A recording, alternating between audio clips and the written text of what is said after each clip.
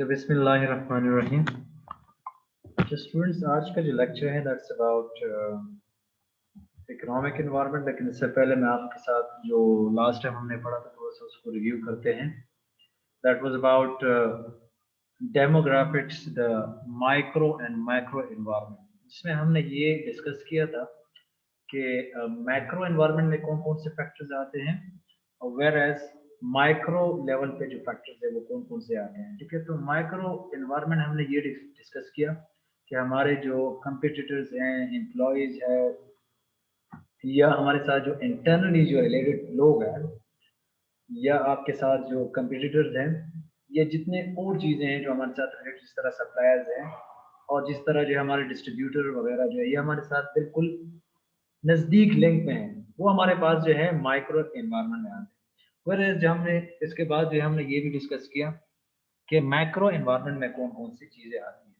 तो macro environment में हमने ये डिस्कस किया कि हमारे पास जो गवर्नमेंट पब्लिक्स हो गया, इंटरनल पब्लिक्स हो गया, एक्सटर्नल पब्लिक हो गया, इसी तरह फिर हमारे पास जो है गवर्नमेंट की पॉलिसीज या वगैरह वगैरह, इसी तरह जो है आपका जनरल पब्लिक हो गया।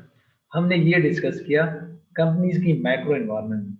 फिर हमने इसमें ये डेमोग्राफिक एनवायरनमेंट में ये देखा कि हमारे पास जो वर्क फोर्स है कैसे चेंज होता है, उसमें एजुकेटेड कौन है, इसमें जो है वाइट कॉलर से ये मुराद है कि सबसे ज्यादा मालदार। एक होता है मिडिल क्लास फैमिली, फिर उसके बाद जो है फिर लोअर क्लास होता है।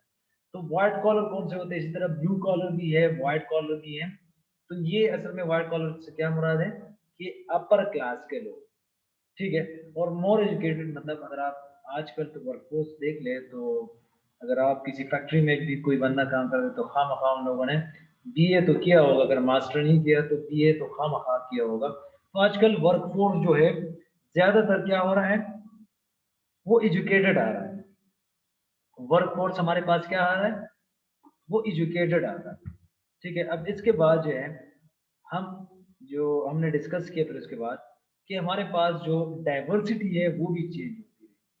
और अभी जो हमारे पास जो डाइवर्सिटी और वो इंटरनेशनल लेवल पे, नेशनल लेवल पे, फिर उसको जो है हमने ये भी इंक्लूड किया एथनिसिटी पे, फिर गे लेस्बियन, इसी तरह डिसेबल। अगर आप डाइवर्सिटी को देखना चाहते हैं तो कुछ लोग, मैंने इस तरह डिस्कस किया था हम लोग के साथ कि ऑर्गेनाइजेशन में कुछ लोग आपके साथ पंजाबी होंगे, कुछ लोग जो है आपके साथ क्रिश्चियन होंगे, कुछ आपके साथ सिख होंगे, कुछ पठान होंगे, कुछ उर्दू स्पीकर, कुछ सिंधी होंगे, कोई बलूची होगा। इसी तरह फिर मेल फीमेल कैटेगरी हमने एक पढ़ ली कि डाइवर्सिटी किस तरह होती है, उसको हम मैनेज कैसे करेंगे। तो स्किल अगर हम उसको ज़्यादा दे दें या उसको हम एनहांस कर सकें तो वो क्या होता है, उसका जो है डाइवर्सिटी उसको हम मैनेज कर सकते हैं। इसी तरह इंटरनेशनल लेवल पे भी हमारी डाइवर्सिटी होती है और नेशनल लेवल पे। इंटरनेशनल लेवल पे ये होता है कि कोई अमेरिकन है, कोई जर्मन है, कोई क्रिश्चियन है, कोई मुस्लिम है, कोई जो है ज्यूज है। इसी तरह वो इंटरनेशनल लेवल पे जो है उस मार्केट में जो लोग काम करते हैं इसी तरह वो उसी में होते हैं। ठीक है, वो इसी तरह जो है अगर आप मार्केट की बात कर ले, कि एनवायरनमेंट की बात कर ले, तो उसमें अगर आप ऑपरेट करते हैं या आप परचेज करते हैं या कुछ लेते हैं तो वो इंटरनेशनल मार्केट। अगर आप जाएं, चाइना जाएं, यूएस जाए, तो वहां पर ये डाइवर्स है सारी चीजें। वहां पर मुख्तलिफ, इसी तरह कनाडा भी एक ऐसा मिसाल है, वहां पर डाइवर्सिटी को ज्यादा देखा जाता है कि वहां पर डाइवर्स लोग हैं, मतलब चेंज लोग हैं, कोई सिख है, कोई मुस्लिम है, कोई इंडिया से आए, कोई पाकिस्तान से, कोई अफगानिस्तान से आया है। तो ये क्या है, उसकी जेंडर पे भी फिर वो लोग देखते हैं कि यार कोई डिसेबल है, कोई जो है इथनिसिटी, मतलब इथनिसिटी से क्या मुराद है कि अगर आप देख लें तो कास्ट लेवल पे उस पे फिर वो, अगर आप कोई अमेरिकन है, कोई अमेरिका में भी, फिर अंदर की उसकी अपनी फ्रेंच बेस है, कोई आए तो इथनिसिटी लेवल पे भी लोग जाते हैं। ठीक है, इसी तरह गे लेस्बियन, मतलब आपके जो ख्वाजा सरा लोग होते हैं वो भी आजकल जो है इंटरनेशनल मार्केट में भी, अगर आप देख लीजिए नेशनल मार्केट में भी देखते हैं तो वो मैक्रो लेवल पे आ रहे हैं, उसको भी देखा जाता है डाइवर्सिटी में। ठीक है, इसी तरह डिसेबल को भी देखा जाता है कि कोई माजूर है, कोई सही है, कोई इस तरह, उसमें भी फिर कैटेगरीज होती हैं डिसेबल में। ठीक है, तो वो कैसे एनवायरनमेंट में ऑपरेट करते हैं, कैसे उसको हमने इंक्रीज करना है, कैसे उसको मैनेज करना है, इसके हवाले से कुछ एग्जाम्पल भी, वीडियो एग्जाम्पल मैं आपके साथ शेयर करूंगा, लेकिन अभी वो नहीं कर सकते क्योंकि क्लास का टाइम है। तो फिर बाद में अगर टाइम मिला तो मैं आपके साथ शेयर कर लूंगा। अब इसके बाद जो है अगर आप देख लें इकोनॉमिक एनवायरनमेंट, आज का जो टॉपिक है that is about economic environment. अच्छा, इकोनॉमिक्स आप लोगों ने तो पढ़ा होगा कि इकोनॉमिक्स का मतलब क्या है। आपसे मैं सवाल करूंगा जी, खालिद आप मुझे बताएं, what do you mean by economics?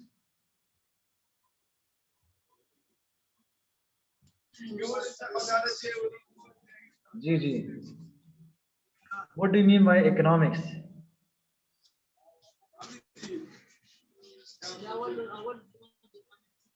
जी जी, खालिद आप बताएं कि इकोनॉमिक्स से क्या मतलब है। आप कोई डिफिनेशन है आपके जहन में, बता सकते हैं कि what do you mean by economics?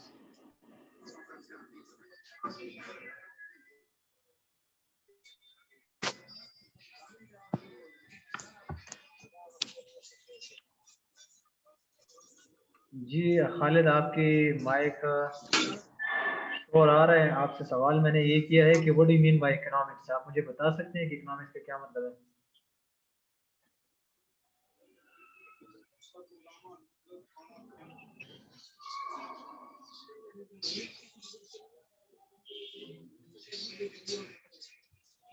Hello,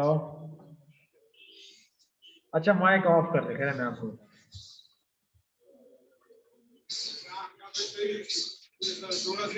जी खालिद अपना माइक बस बंद करें।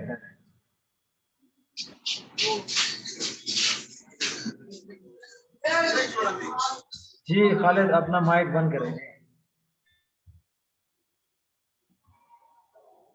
ठीक है। अच्छा, अब मैं आपको बताता हूँ कि इकोनॉमिक्स क्या है। असल में इकोनॉमिक्स, इसलिए मैंने आपसे सवाल किया कि यहाँ पर इकोनॉमिक एनवायरनमेंट आ गया, उसमें कौन कौन सी चीज़ें होती हैं। तो उससे पहले मैंने आपसे ये सवाल किया कि इकोनॉमिक्स क्या होता है। असल में इकोनॉमिक्स आप, it's the branch of social science, या आप कह सकते हैं it's the branch of knowledge which is concern with the production, consumption and transfer of wealth. क्या, और ये आप इस तरह भी कह सकते हैं कि यार उसमें हम मटेरियल प्रॉस्पेरिटी को देख लें। क्या देख लें? मटेरियल प्रॉस्पेरिटी को देख लें। अगर आप इसको सिंपली डिफाइन करना चाहते हैं तो it's the branch of social science, या it's the branch of knowledge which is concern with the production, consumption and transfer of wealth. ठीक है। अब उसमें फिर माइक्रो इकोनॉमिक्स भी है, जो आप जो प्रोडक्शन लेवल पे करते हैं। फिर माइक्रो जो आपकी इकोनॉमी आ जाती है, उसमें आप इकोनॉमी को फैक्टर्स ऑफ प्रोडक्शन, तो फिर वो आप उसमें देखते हैं, माइक्रो लेवल पे देखते हैं। फिर मैक्रो पे आप क्या देखते हैं? नेशनल इनकम, जीडीपी, आपका बैलेंस ऑफ पेमेंट जो है, गवर्नमेंट की पॉलिसी, तो आप कहाँ पर देखते हो? वो मैक्रो इकोनॉमिक्स में आप देखते हो। ठीक है। बजटिंग वगैरह जो है मैक्रो इकोनॉमिक्स में आप देखते हो। अच्छा, इकोनॉमिक एनवायरनमेंट क्या है? इकोनॉमिक एनवायरनमेंट वो एक ऐसा एनवायरनमेंट है जिसमें आप वो फैक्टर्स देते हो जो आपकी कंज्यूमर परचेजिंग पावर और स्पेंडिंग पावर या पैटर्न को जो है वो रिफ्लेक्ट करती है, उसको अफेक्ट हो सकती है। क्या है? It consist of factors that affect consumer purchasing power and spending patterns. अब इंडस्ट्रियल इकोनॉमिक्स जो है, या एक industrial economy sorry, are richer markets. क्योंकि इकोनॉमिक एनवायरनमेंट की हम बात करें तो उसमें इंडस्ट्री भी आ सकती है, आपकी मार्केट्स भी आ जा सकते हैं। ठीक है। आपके कंज्यूमर सारे आप उसमें इकोनॉमिक एनवायरनमेंट में आ सकते हैं। ठीक है। अब इंडस्ट्रियल इकोनॉमीज क्या है? रिचर मार्केट होते हैं, क्योंकि उसमें जो है मुख्तलिफ कंपनीज वहां पर ऑपरेट करती हैं, वहां पर मुख्तलिफ जो है फैक्ट्रीज वहां पर ऑपरेट करती हैं। तो हमारे लिए वो क्या है? एक रिचर मार्केट है। अब सबसिस्टेंट इकोनॉमीज क्या है?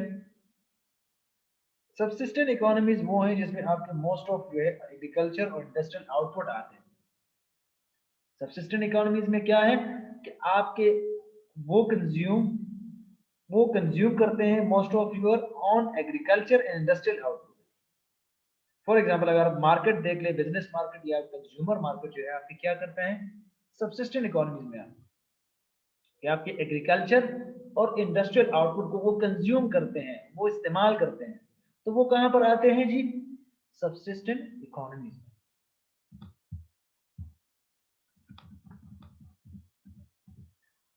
अब मैक्रो एनवायरनमेंट में अगर आप देख ले तो आप लोगों ने शायद इकोनॉमिक्स में आपने देखा होगा। तो अगर आप उसमें इकोनॉमिक एनवायरनमेंट की हम बात करते हैं, तो अगर आप लोगों ने चेंजेस इन इनकम देखा है, जीएनपी, अगर आप लोगों ने नाम सुना है जीएनपी, एक होता है हमारे पास पीआई जो पर्सनल इनकम होता है, एक होता है जीएनपी। तो चेंजेस इन इनकम का मतलब क्या है कि आपका ग्रॉस नेशनल इनकम या ग्रॉस नेशनल प्रोडक्ट, उसमें तो सारी चीजें फिर आती है, लेकिन आप उसमें ग्रॉस नेशनल इनकम की बात हम करते हैं तो उसमें हम पर्सनल इनकम की बात करते हैं। उससे जब टैक्स मैक्स काट दिया जाए तो पर्सनल इनकम कितना रहता है, तो वो क्या है अगर आप देख लें तो पर कैपिटा इनकम भी उसको हम कहते हैं, जिससे आपके कंट्री का हेल्थ स्टेटस मालूम किया जाता है कि यार पर कैपिटा पर हेड इनकम कितना है। तो इकोनॉमिक एनवायरनमेंट में हम उसकी इनकम को भी देखते हैं कि कैसे वो रिफ्लेक्ट होता है, कैसे वो इनकम चेंज होता रहता है। फिर उसमें हम वैल्यू मार्केटिंग को इन्वॉल्व करते हैं ताकि आप फाइनेंशियल कॉटियस बायर्स वो देख लें, ठीक है। अब फाइनेंशियल कॉटियस क्या है कि आप खबरदार हो एक चीज से, अब उसको एक चीज को ऑफर करना, जब आप वैल्यू मार्केटिंग में बात करते हैं तो उसकी क्वालिटी और service at a fair price हो, मतलब मुनासिब कीमत में अच्छी क्वालिटी ऑफर करना। तो ये असल में वैल्यू मार्केटिंग का काम होता है। ये भी इकोनॉमिक एनवायरनमेंट में आता है। जब आप इनकम की बात करते हैं, इनकम की मतलब चेंज आना, फिर उसमें वैल्यू मार्केटिंग जो है वो कैसे आप ऑफर करते हो, उसमें जो है खबरदार करते हो क्या आप एक ऐसा इंडस्ट्री को आप कहते हो, आप मार्केटिंग मार्केट को कहते हो, या आप जो है कंपनी वालों को कहते हो कि आप एक ऐसी क्वालिटी की चीज ऑफर करें जो एक फेयर प्राइस पे वो लोग खरीद सकें। अब इसमें जो है, इसमें हमारे पास Engel's law as income rises, उसने क्या बताया है? एंगल्स लॉ ने क्या बताया कि यार जब आप स्पेंडिंग पैटर्न को देखते हैं, और जाहिर ही बात है जब किसी के साथ पैसे आ जाते हैं तो वो ज्यादातर वो लगाते भी हैं, या उस पे जो है percentage spend on food declines. जब आपका फॉर एग्जांपल इनकम राइज, ठीक है, the percentage spend on food declines, फिर the percentage spend on housing remains constant, the percentage spend on savings increase. वो कह रहे हैं कि आप जब स्पेंडिंग पैटर्न को देखते हैं तो कुछ चीजें आपकी फूड डिक्लाइन में आ जाती हैं, कुछ चीजें जो है आपके हाउस, वो हाउस तो वैसे भी रिमेन कांस्टेंट होता है, लेकिन जब आपका इनकम राइज होता है तो आप सेविंग पे ज्यादा करते हैं। ये तो जाहिर बात है, ये इंगल प्लान है, हमें ये बताया है इंगल प्लान है कि जब आप कभी कभी इस तरह होता है कि आपके पास पैसे आ जाते हैं फिर आप फूड को डिक्लाइन करते हैं। वो कैसे होता है कि यार वो हेरस नहीं होता कैसे कि यार फूड का कम कम और जो है ना आप खुराक पदा कम हो जाए सेविंग से वाला। तो ये क्या है कि आप किसी तरह हाउसिंग जो है वो तो वैसे भी नॉर्मल कांस्टेंट रह जाती है।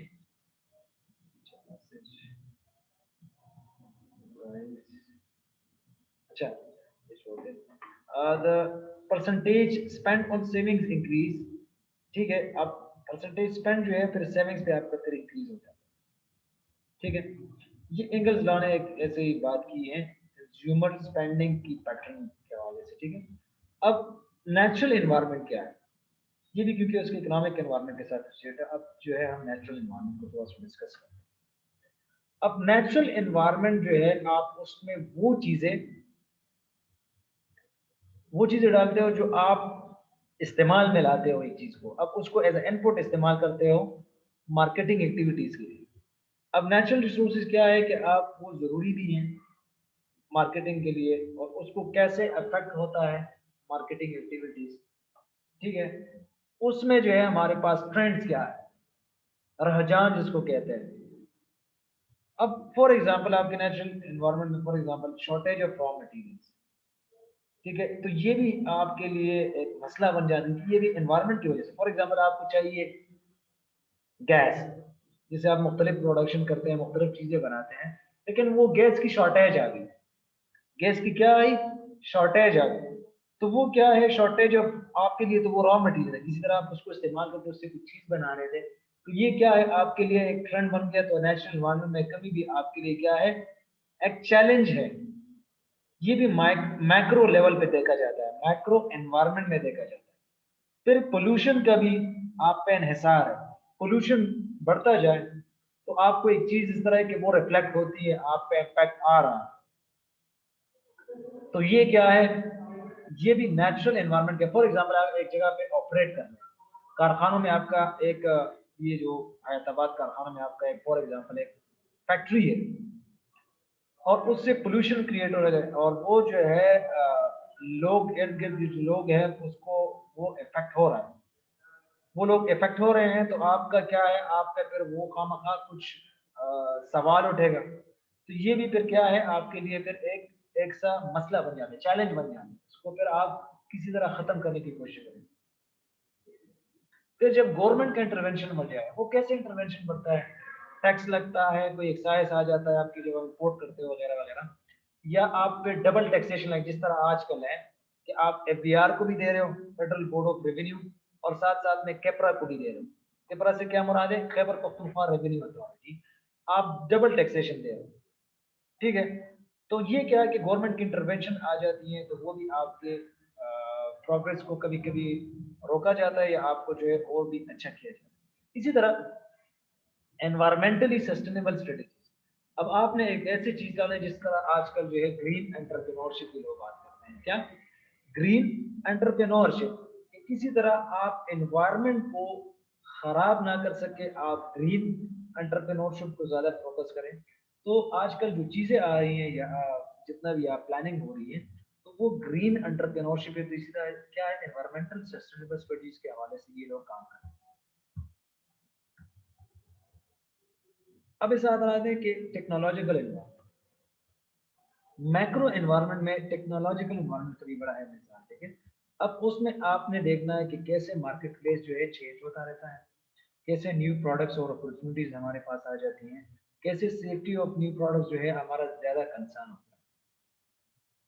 अब ये क्यों जरूरी है कि जब हम देख लें तो मोस्टली जो है चेंज इन मार्केट प्लेस, मतलब मार्केट प्लेस से क्या मुराद है कि आजकल मार्केट डाइवर्स हो रहा है, जिस तरह मैंने पहले वजाहत की कि मार्केट चेंज होता रहता है। तो उसके लिए जब आप न्यू प्रोडक्ट्स और अपॉर्चुनिटीज लाते हैं, तो आपका जो है सबसे ज्यादा मेन कंसर्न क्या होता है कि आप उसको सेफ्टी उसको प्रोवाइड कर सके कि यार ये प्रोडक्ट सेफ है, इससे कोई हार्मफुल वो चीजें नहीं आपको हो रही है, ठीक है। तो इसका जो है मेन कंसर्न क्या है कि आप किसी तरह लोगों को कन्विंस कर सके यार ये खराब नहीं है, ये आपके जो है फॉर एग्जाम्पल लेट से कि आपको नुकसानदेह नहीं, कोई बीमारी नहीं फैलाता इसी तरह, ठीक है। तो ये क्या है, ये भी टेक्नोलॉजी एनवायरनमेंट में आपने देखना है कि यार कैसे वो चीज, अब टेक्नोलॉजिकल एनवायरनमेंट में ये भी देखना है कि किस तरह वर्कफोर्स क्या कहा, हमारे पहले जो थे मैनुअल काम कर रहे थे, तो अब जो है कंप्यूटराइज हो गए, तो ये भी एक टेक्नोलॉजिकल एनवायरनमेंट में आपका एक चैलेंज बन जाता है।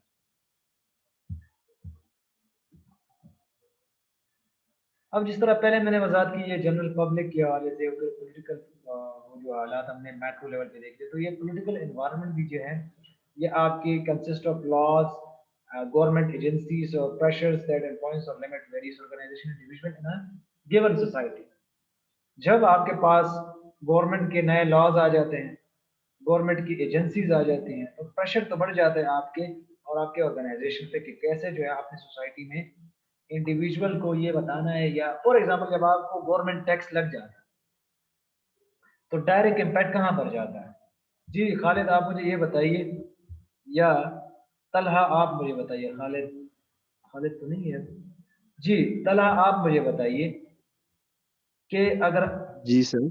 अगर कोई फॉर एग्जांपल आपके पास जो है गवर्नमेंट का नया लॉ आ जाए कि आप पे इतना टैक्स लग गया, तो इसका डायरेक्ट इम्पैक्ट कहाँ पर जाता है। प्रॉफिट एंड लॉस पे जाएगा सर जी। वो तो जाएगा, लेकिन इसका क्या है जोर आप कहाँ से निकालेंगे। ये फिर टैक्सेस बढ़ाएंगे ना सर जी, अभी जो सेल करते हैं प्रोडक्ट्स उसके ठीक वो है उसके ठीक है, रेट आप हाई करेंगे, वेरी फिर गुड वेरी गुड। उसके थ्रू अपने मैं अपने आपको ये कह रहा टैक्सेस हूँ कि फिर आपका इसका अफोर्ड करेंगे। डायरेक्ट इम्पैक्ट जो है वो डायरेक्ट कहाँ पर जाता है, कस्टमर पे जाता है। तो कस्टमर जो है फिर वो आपकी उसकी फॉर एग्जांपल जितना आप 10 रुपए था, फिर आपने 15 रुपए किया, 12 रुपए किया, 13 रुपए किया वो प्रोडक्ट, तो क्या है इसका डायरेक्ट असर कहाँ पर जाता है, कस्टमर पे जाता है। तो आपके कस्टमर या तो डाइवर्ट हो जाते हैं या तो उसको एक्सेप्ट कर लेते हैं, ठीक है। तो ये क्या है कि पॉलिटिकल एनवायरनमेंट का भी मैक्रो लेवल पे जो है एक ऐसा इन्हिसार है, ठीक है।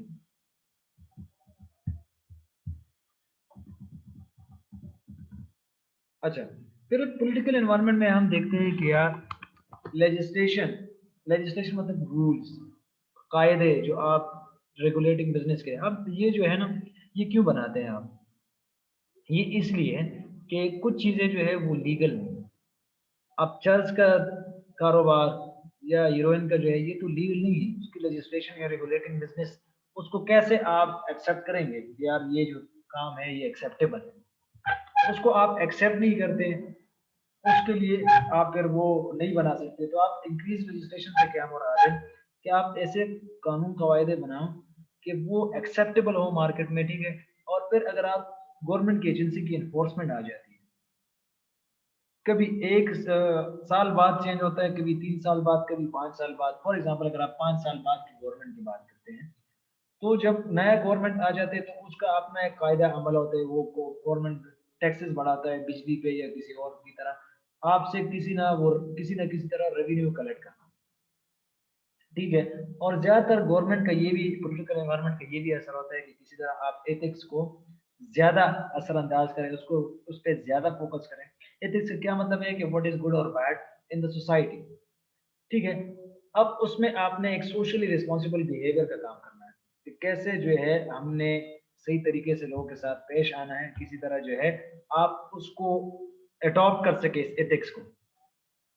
अब कॉज रिलेटेड मार्केटिंग होनी चाहिए, कोई वजह होनी चाहिए जो आप प्रोडक्ट ऑफर कर रहे हैं, जो चीज आप ऑफर कर रहे हैं उसकी जो है कोई वजह होनी चाहिए कि यार ये सही है, गलत है, या सही नहीं है, गलत है किस वजह से है। तो कॉज रिलेटेड मतलब आपको एक चीज चाहिए तो उसी वजह से आप उसको ऑफर करेंगे ना, गलत प्रोडक्ट तो आप नहीं ऑफर कर सकते। अब आते हैं कल्चरल एनवायरनमेंट की तरफ। ये डिस्कशन तो हमने कर लिया, थोड़ा सा बुक की तरफ भी जाते हैं कि आपको बुक का हवाला भी दे दे 3rd चैप्टर में, ताकि आप लोग को थोड़ा और भी समझ आ जाए कि इसका क्या मतलब है, ठीक है।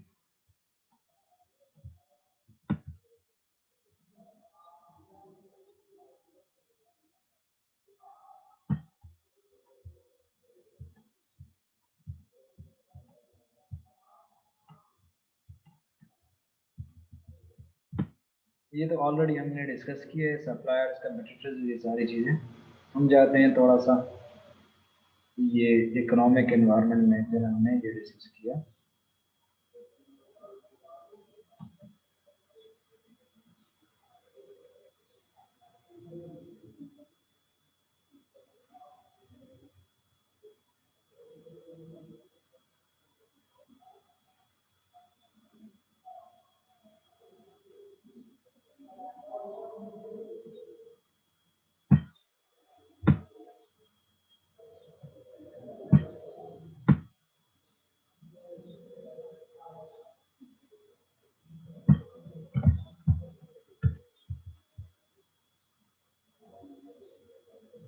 अच्छा, तो अभी जो हम डिस्कस कर रहे थे ये था political, social and cultural environment. क्या है? Political, social and cultural environment. अच्छा, पॉलिटिकल एनवायरनमेंट जिस तरह मैंने पहले वजाहत की कि laws, government agencies and pressure groups that influence the limit, ठीक है। और जितने भी आपके इंडिविजुअल इन गिवन सोसाइटी है तो उसको वो खामखा उस पर कोई ना कोई इम्पैक्ट आ रहा होता है, ठीक है। तो इसमें क्या है कि लेजिस्लेशन आपने बनानी है, किसी तरह आपने फ्री मार्केट इकोनॉमीज का कॉन्सेप्ट लाना है। फ्री मार्केट इकोनॉमीज क्योंकि ये हम बात करते हैं इसलिए क्योंकि उसमें टैक्स फ्री, जिस तरह मैंने कहा फ्री मार्केट जोन, ताकि लोग ज्यादा काम कर सकें, ठीक है। और उसमें आपका कंपटीशन भी ज्यादा हो, ठीक है, और फेयर हो। उसमें पब्लिक पॉलिसी का भी आपने देखना है, पब्लिक पॉलिसी यहाँ पे आप देख सकते हैं, ताकि आप उसको गाइड कर सके, कॉमर्स इंडस्ट्री इस तरह की जितनी भी चीजें हैं उसको आप गाइड कर सको, ठीक है। इसी तरह जब आप बिजनेस को देखते हैं तो अगर आप देख लें, यूएस की मिसाल ले लें, ठीक है, यूएस की मिसाल ले तो हम उसमें जब फेयर ट्रेड प्रैक्टिस की बात करते हैं, उसमें हम एनवायरमेंटल प्रोटेक्शन की बात करते हैं या प्रोडक्ट सेफ्टी की बात करें या कितने भी कंज्यूमर प्राइस या पैकेजिंग और लेबलिंग जो है ना, उसमें हम देख लें तो वहां पर ज्यादा इस चीज को, ज्यादा इश्यूज को इसी वजह से देखा जाता है कि यार these are some of the important areas where we should look at. क्योंकि इससे फिर हमें क्या होता है कि कोई ना कोई मसला है तो उस पर फिर हम वो गवर्नमेंट के थ्रू हम उस पर सू कर सकते हैं, ठीक है। और इसका हवाला हम क्यों देते हैं? क्योंकि इसमें जब आप प्रोडक्ट्स को देखते हैं कि कैसे गवर्न हो रहे हैं, कैसे जो है उसकी एडवर्टाइजिंग के लॉज के मुताबिक है कि नहीं है, तो ये बहुत ज्यादा जरूरी है किसी भी। अब हमने क्या करना है कि कैसे, the first thing is to protect companies. अब बिजनेस रजिस्ट्रेशन जो है उसके बहुत रीजन है, लेकिन सबसे पहले क्या है कि आपने प्रोटेक्ट करना है कि किस तरह कंपनीज जो है प्रोटेक्ट हो जाए। The first thing is to protect companies from each other. और उसमें जो बिजनेस एग्जीक्यूटिव्स हैं, कैसे वो कंपटीशन बनाते हैं, कैसे जो है वो न्यूट्रलाइज होते हैं, कैसे वो थ्रेटन करते हैं। और इसी तरह जो लॉज हैं वो कैसे डिफाइन करते हैं, कैसे अनफेयर कंपटीशन को हम प्रिवेंट कर सकते हैं। ठीक है, ये तो यूएस के हवाले से, लेकिन यहाँ पर भी आप कर सकते हैं इसी तरह। The second purpose of government regulation is to protect consumer. क्या करना है? प्रोटेक्ट करना है consumer from unfair business practice. जिस तरह मैंने पहले आप लोगों को एक मिसाल दे दी है कि आप हीरोइन, चर्च और इसका कारोबार फिर नहीं कर सकते, ये अनफेयर काम है। तो उसको फिर आपने क्या करना है, फिर आप इस तरह की प्रोडक्ट्स है उसको कंज्यूमर मार्केट में नहीं ला सकते। उसके लिए फिर आपने क्या करना है, कुछ जगहों पे तो आपने कंज्यूमर की प्राइवेसी को भी प्रोटेक्ट करना है कि यार फॉर एग्जांपल आप व्हाट्सएप इस्तेमाल करिए कुछ चीज़, तो वो क्या है कि आप किसी तरह उसकी प्राइवेसी का कंसर्न जो है ये उस कंपनी के जिम्मे है। इसी तरह रूल्स आपने बनानी है कि किस तरह डिफाइन करना है, रेगुलेट करना है अनफेयर बिजनेस प्रैक्टिस। ठीक है। द थर्ड पर्पस क्या है कि protect the interest of society. आपने क्या करना है, सोसाइटी का इंटरेस्ट जो है आपने देखना है, प्रोटेक्ट करना है। और इसी तरह जब आप देखते हैं कि profitable business activity not does not always create better quality of life, इसी तरह आपने इसकी रेगुलेशन भी करनी है कि इंटरेस्ट ऑफ सोसाइटी खामखा आपने देखना है। अब इसमें जो हमारा एम्फेसिस होता है, जब आप एथिक्स और सोशली रिस्पॉन्सिबिलिटी एक्शन की बात कर लें, तो सोशल रिस्पॉन्सिबल बिहेवियर की तरह मैंने पहले भी इसकी वजाहत कर ली, लेकिन दोबारा मैं आपको बताता हूँ कि कंपनीज मैनेजर्स को और उसके रेगुलेटरी सिस्टम को जो है डू द राइट थिंग में लाती है कि यार किसी तरह आप उसको सही तरीके से करो, ताकि आप लॉन्ग रन इंटरेस्ट जो है आपका कंज्यूमर का और एनवायरनमेंट का आप बचा सकते हैं, उसको आप सिक्योर कर सकते हैं।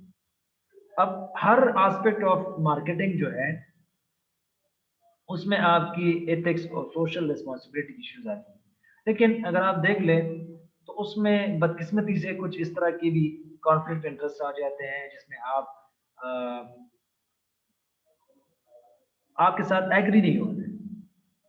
जब आप एक सिचुएशन लेते हैं उसमें आपके साथ वो एग्री नहीं होते, तो ये फिर मसला आ जाता है, तो उसको भी थोड़ा सा नेग्लेक्ट करना चाहिए। ठीक है।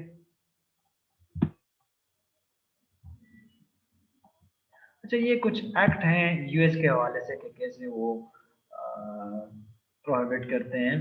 हम पाकिस्तान के हवाले से कुछ देखेंगे, लेकिन ये यूएस के हवाले से अगर आप पढ़ना चाहते हैं तो उसको आप पढ़ सकते हैं। ठीक है।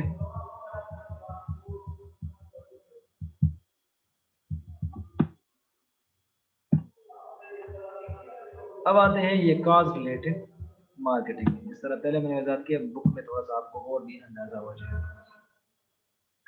कॉज रिलेटिंग मार्केट में रिलेटेड मार्केटिंग में क्या होता है कि आप किस तरह एक्सरसाइज करते हो सोशल रिस्पॉन्सिबिलिटी को, कि आपकी पॉजिटिव इमेजेस और कंपनीज के जो है किस तरह आपने लिंक बनाना है।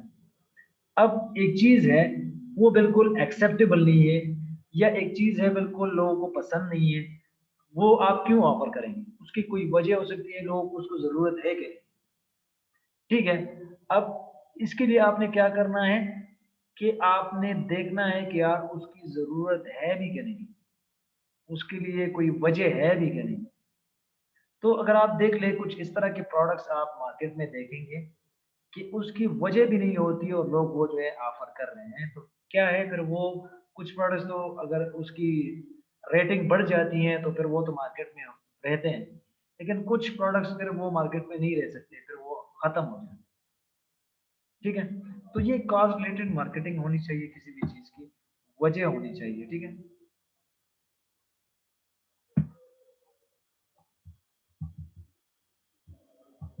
ठीक है। अब इसके बाद जो है हमारे पास कल्चर एनवायरनमेंट क्या है, कल्चर एनवायरनमेंट। अब कल्चर एनवायरनमेंट में क्या है, अच्छा आप लोग मुझे एक बंदा बता सकता है कि what do you mean by culture? अच्छा, निसार से पूछूंगा। निसार, आप मुझे बताएं, what do you mean by culture? अपना माइक ऑन करें, जरा मुझे जवाब दे, what do you mean by culture?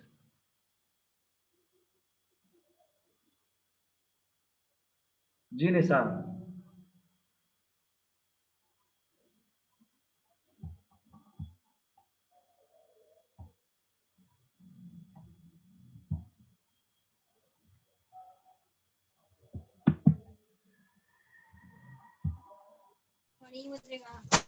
जी निसार।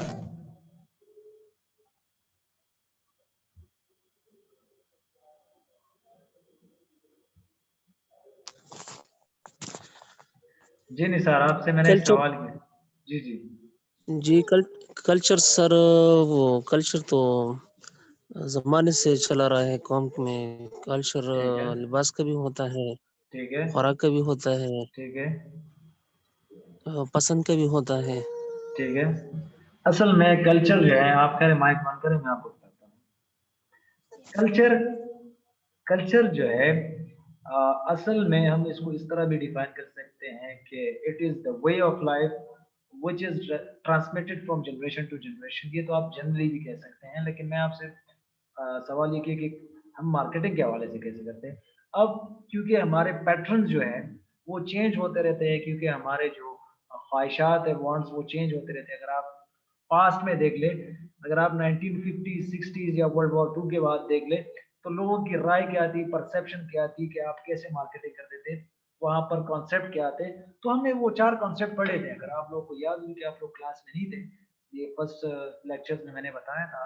उसमें जो है हमारे पास product concept, production concept, sales concept, फिर उसके बाद जो है मार्केटिंग कंसेप्ट आया, फिर उसके बाद जो है सोसाइटल मार्केटिंग कंसेप्ट। तो ये भी कल्चर के साथ होता रहता है, क्योंकि फ्यूचर में क्या हो सकता है, ये पॉसिबिलिटी है, ये तो हम प्रेडिक्ट कर रहे हैं, लेकिन ये कैसे होगा, ये कल्चर चेंज होता रहता है। क्योंकि हमारी जो कल्चर में अंदर ट्रेडिशन है, हम इंटरनेशनल चीजों को अडॉप्ट कर रहे हैं। हमारा कल्चर भी हाइब्रिड हो रहा है, क्योंकि हम कुछ चीजें अपने ही रस्म रिवाज से करें, कुछ चीजें जो है हम इंटरनेशनल चीजों को फॉलो करें। ठीक है। अब इसमें जो है कल्चर एनवायरनमेंट में आपकी वो चीजें थी जो आपकी सोसाइटी को अफेक्ट कैसे करते हैं, उसकी वैल्यूज, उसकी परसेप्शन, उसकी प्रेफरेंस और उसकी बिहेवियर। अब कल्चर के 4-5 एलिमेंट्स और भी हैं, अगर आप उसको देखना चाहते हैं। उसमें जो है हमारे पास एजुकेशन भी है।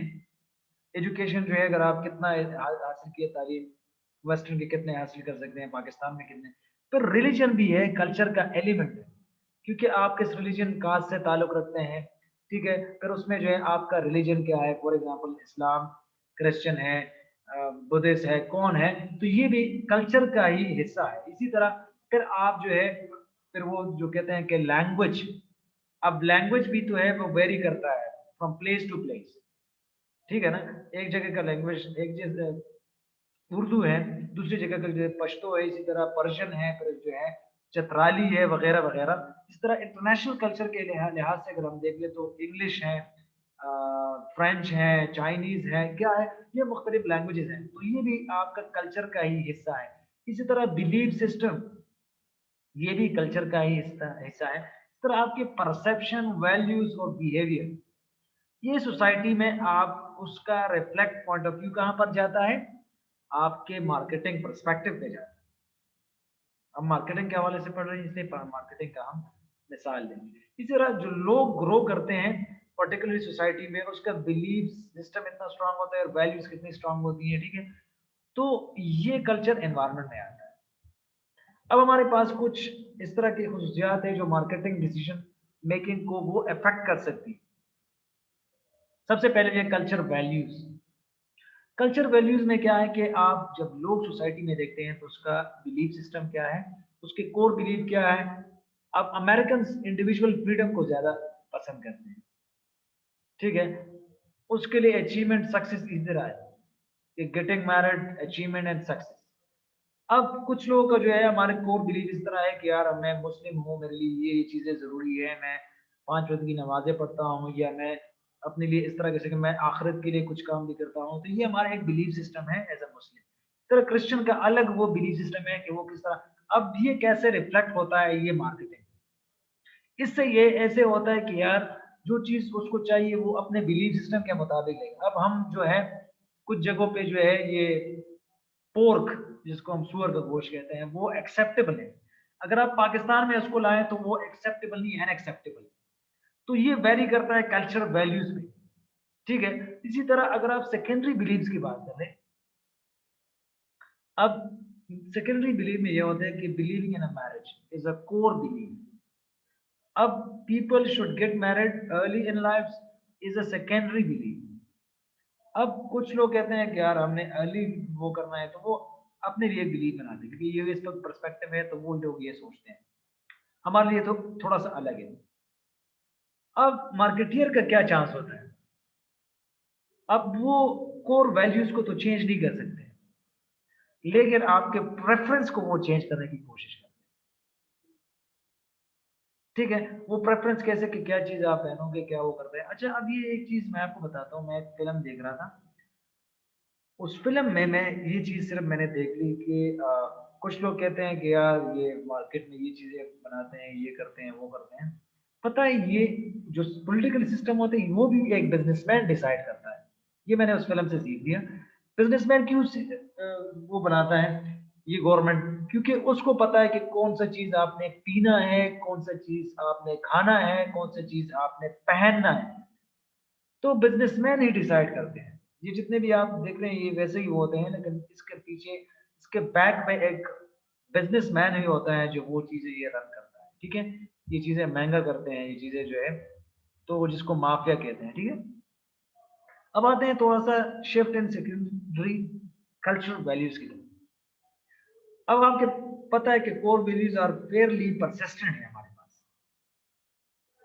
और इसी तरह अगर आप इम्पैक्ट देखना चाहते हैं तो आप ये देखेंगे कि यार उसमें पर्सनैलिटी का हवाला हम देखें, यार मूवीज में देख लें, या सेलिब्रिटीज का हम दे दें, या उसमें जो है आप म्यूजिक का हवाला दे दें कि यार कौन सा म्यूजिक वो लोग वो देखते हैं ना। तो ये कुछ चीजें हैं जो कल्चरल चीजों में आप उसमें शिफ्ट आ रहे हैं।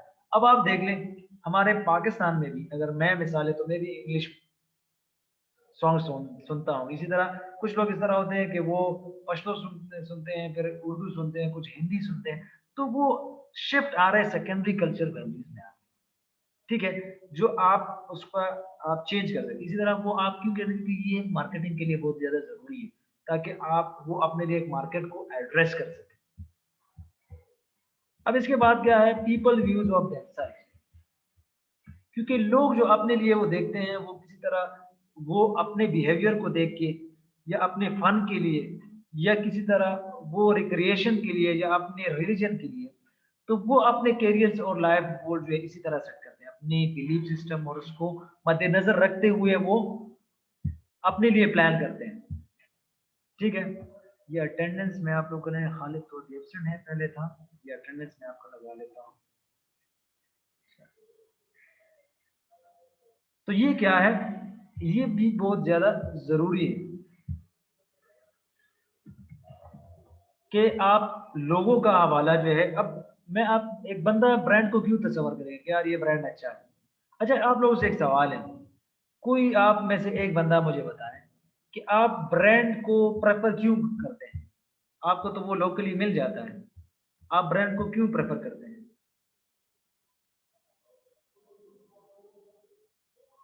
कोई एक बंदा सर बताए। जी इसका स्टफ वगैरह अच्छा होता है ना सर जी, ब्रांड्स वगैरह, ब्रांड्स वालों के स्टफ अच्छे होते हैं बस, ठीक है, अब उन्होंने आपको मैं मार्केटिंग आप एक किया सवाल होता कर, है। क्योंकि आपसे मैंने आपने जवाब दे दिया, आपके एक और सवाल आपसे कर रहा हूँ।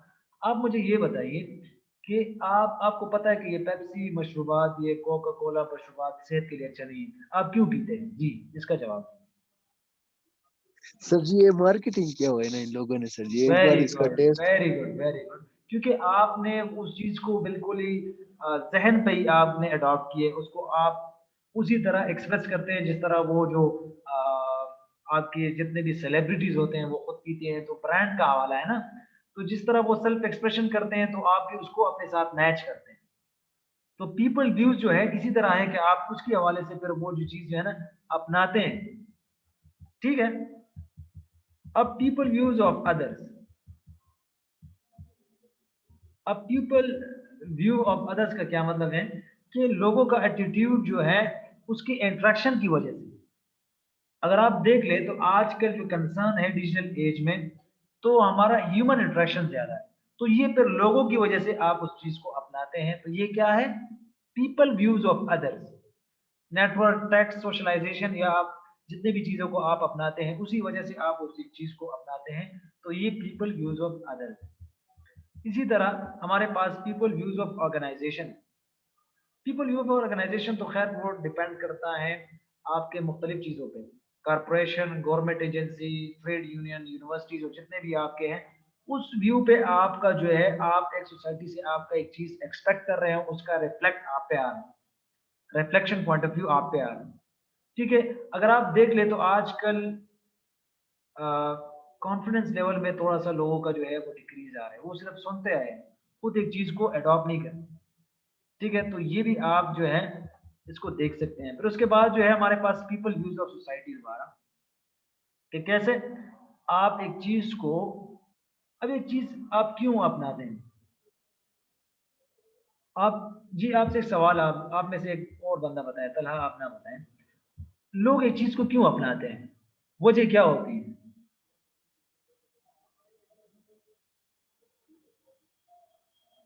जी निसार, आप बता सकते हैं कि लोग क्यों एक चीज को अपनाते हैं?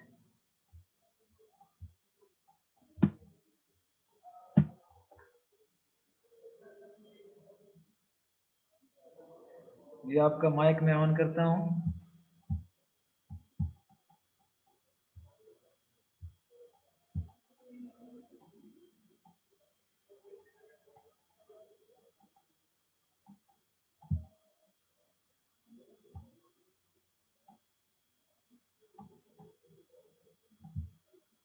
अच्छा आसिफ, आप बताएं।